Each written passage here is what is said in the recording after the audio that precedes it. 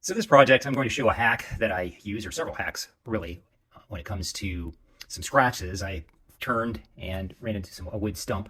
I was in the woods, in the forest, and turned into it and did not see it because it was so low to the ground. Anyway, I put some pretty good scratches in, and I've already done some work on this area where the scratch occurred. Basically, what I do first is sand out the scratches as much as possible. I'm using this 320 grit. It's fairly coarse, but it takes off a good amount of material, and work those down, and you can see how far out I spread. It's nice and smooth, so you don't have the scratches anymore. And I also come back, my hack is I use a headlight cleaning kit. It comes with several pads, 800 to up to 3,000 grit, and I use that to do my finishing. I also do multiple levels of sanding. I put a primer on, I'll do the 3,000 grit, I'll put the first layer of paint, the 3,000 grit, so I'm sanding it down as I add layers of paint. And that's the only way that I found it to get this nice glossy finish. Anything less than that, and it just doesn't come out as glossy. The other thing, this area is a bumper, so there is plastic beneath as a substrate, so we'll have to put a primer on it first, followed up with several layers of paint. The other thing I'm going to try to do is blend the paint. In the past, it depends on if the color's a good match or not. You can usually do that if you have these breaks along the line of the panel. It separates one from another, and that will help with any difference. For example, in the shade, this is a completely different color than in light, yet it's the same color paint. So when you have breaks like this, you can get by with blending fairly easily. However, in transitioning from here up, you might have some luck, but you may see lines. We'll see how well my blending job looks when I'm done, but that's my step. Right now, I have sanded this. I have used the 800 grit sand, and I just use a drill with some water and do a finish pass on all of it. Another thing you can see here is that it's a little bit hazy. It's no longer glossy. That means that I have buffed up or you can say even lightly scratched the clear coat. So you have a primer, several layers of main coat, then a top coat, and several layers of top coat. So I could technically probably buff this out. If I got a high enough sand grit, the 3,000 grit would probably make this, polish this up and look like new. But that's the gist of the project. And so next I'm going to tape off these areas very closely. Because a lot of times what happens is this area, by the time you're done sanding and priming and painting, and it just gets bigger and bigger and bigger, and pretty soon you have this whole panel that you need to paint and address. And the thing with this hack is that I'm trying to limit it as much as possible just to the areas that need it rather than everywhere. So let's see what happens. Let's give it a shot. So before I put the primer on, I will use a little alcohol. I like 90%. This one I think 70, which would still work. I clean the whole area nice and broad. So this is what the primer looks like after I remove the masking. And you can see it's localized, and I think it looks kind of cool.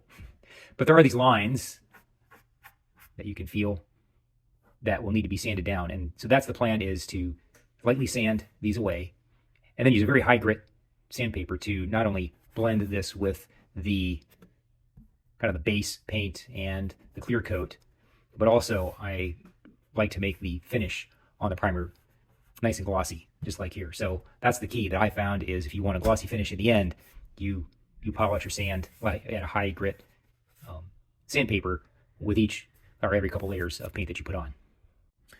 So I'm using, from a headlight cleaner, a fine grit pad, and it's removing material, as you can see, the orange from the primer. And I'm doing this by hand just because I want to see how it goes. But a lot of that is that ridge. And I already pulled off some right there. It's not very thick. That'll be a bit of a redo. The nice thing is I can, let's see, this is too strong of a grit. All right, so I ended up using an 800 grit, and you can see this is a good example of what the blend looks like from here to here. I got a little overzealous with that, and down here as well. And you can also see this is wet. It's got a nice gloss to it. You can see the reflection of my fingers, actually almost better than the original paint. All right, so I have a little bit of cleanup to do. I'll try to fix this, which is, again, what I will do is just put a very small circle around that and spray just that piece. Before I do that, though, too, I will put isopropyl alcohol, wipe that down, get rid of any grease or residue from my work I've been doing so far. All right, on to the next step. Okay, so now you can see my touch-ups of my touch-up. I'll let this dry, I'll come back, just redo it. And I'm taking a lot more time than I normally would. But again, you can see how this is blended down below. And also, it is, you can't see it here, but it's reflective.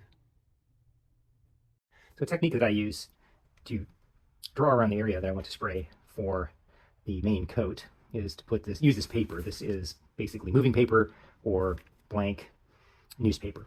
And I just put it up and feel where certain areas are, to draw around it coarsely. Then I'll cut this out and tape it to the car.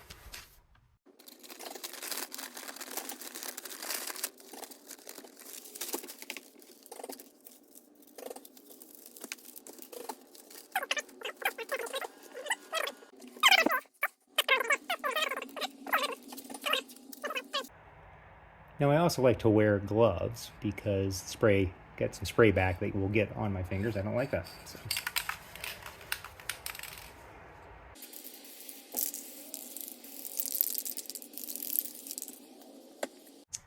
All right, so I have a good first coat on, and I do have a bit of dripping. I think that will be okay. I'm going to let this dry, probably for 12 hours or so, maybe more, and then I will buff that before I continue. But it's looking like a good match so far. I think it'll look pretty darn good, but we'll see. All right, so I rubbed down that extra dripping that I had, and then I'm also going to just go over this area, sand it lightly, which knocks down any high areas before I put another coat on. I'll rub it down with some rubbing alcohol to make sure it's clean, and then I'll add another layer. Okay, so I have 3 coats, and I'm going to remove the masking.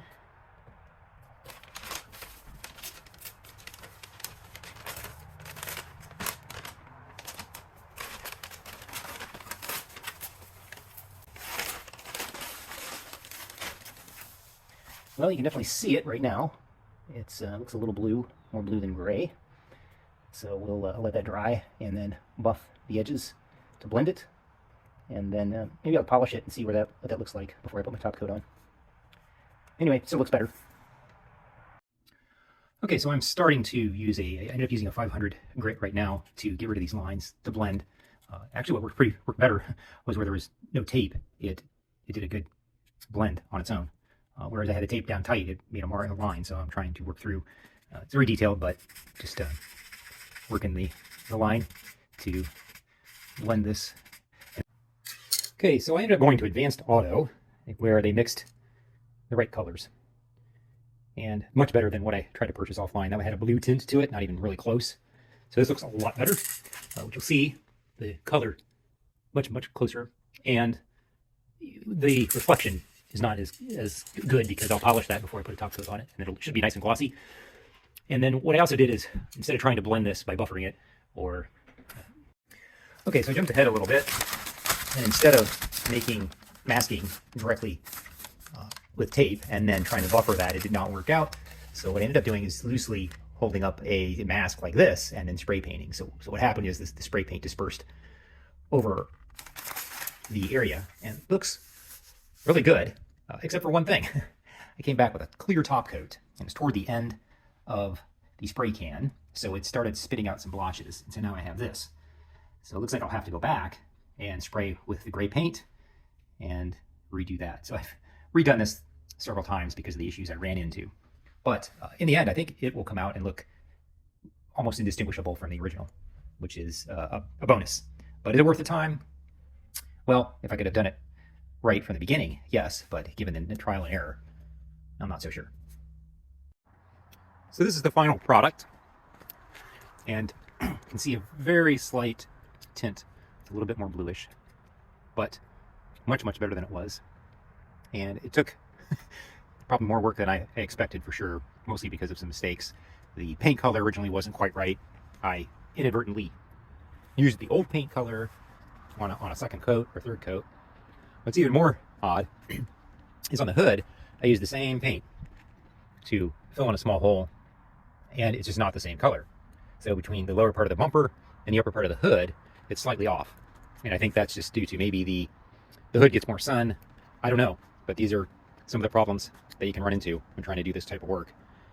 So good luck, and I hope this helps.